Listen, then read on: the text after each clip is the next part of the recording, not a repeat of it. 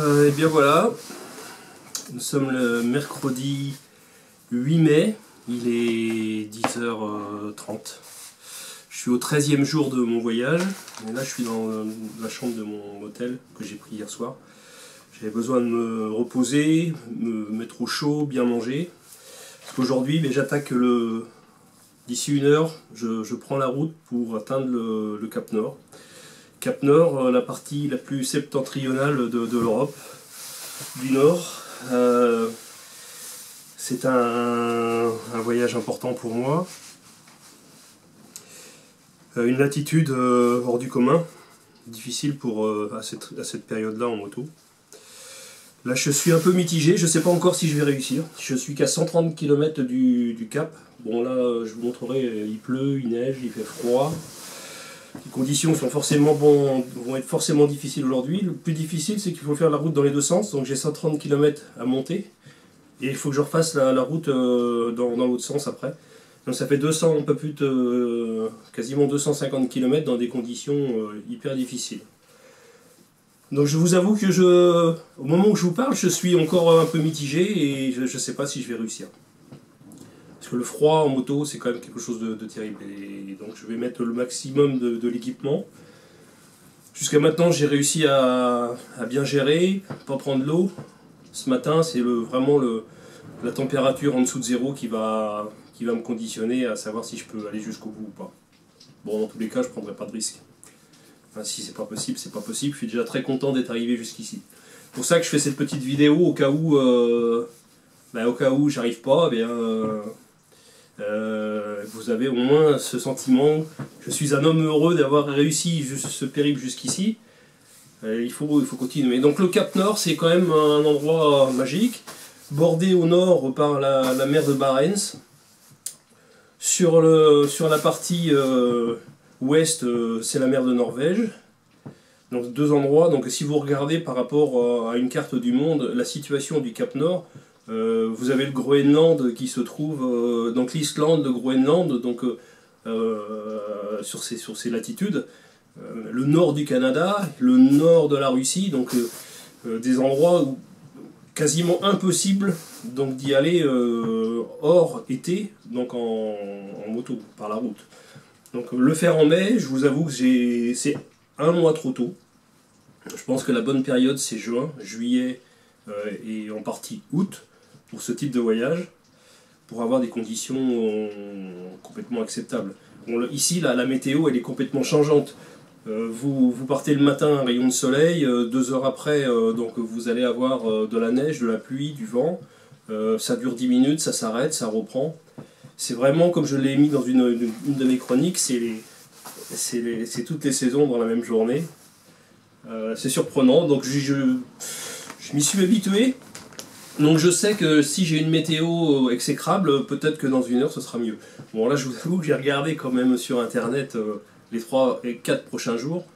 Je crois que ça va être très dur parce que là la météo annonce vraiment un temps pourri. Mais quand j'ai regardé la météo de Cholet aujourd'hui, je sais que vous avez un temps aussi très médiocre, et du froid, du vent, de la pluie.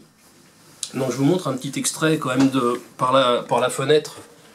Donc là c'est le parking du motel où je me trouve.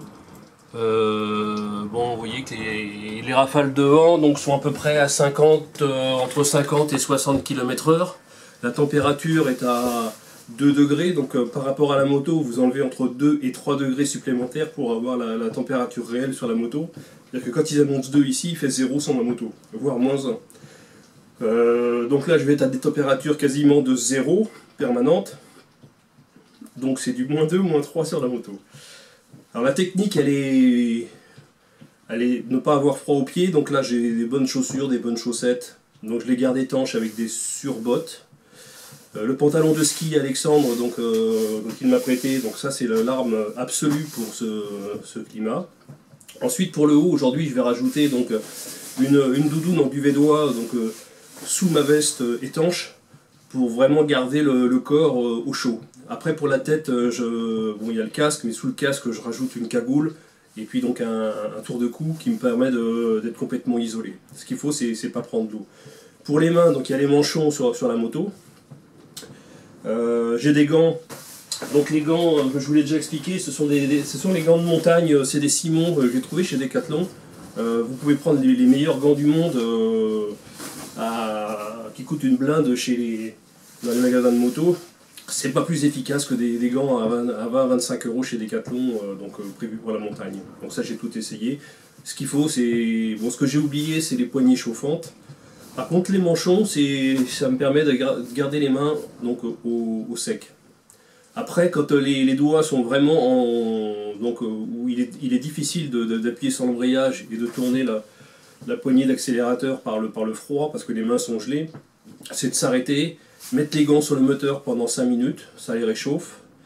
Ça me permet de me dégourdir les doigts, donc garder les mains au frais et faire des exercices. Et pour les pieds, je fais la même chose, donc je marche ou je cours sur 100 ou 200 mètres, ce qui n'est pas courant chez moi de courir.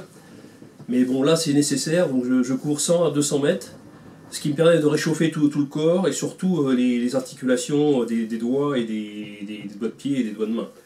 Moi je suis sensible à ça.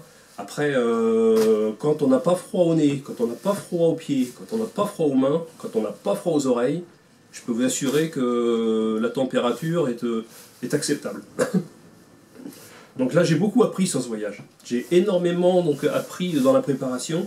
Et je vous expliquerai aussi pourquoi, je l'ai déjà fait plusieurs fois, mais sur ce type de voyage, il faut vraiment avoir le bon matériel, la préparation mentale, la préparation physique, la préparation du matériel.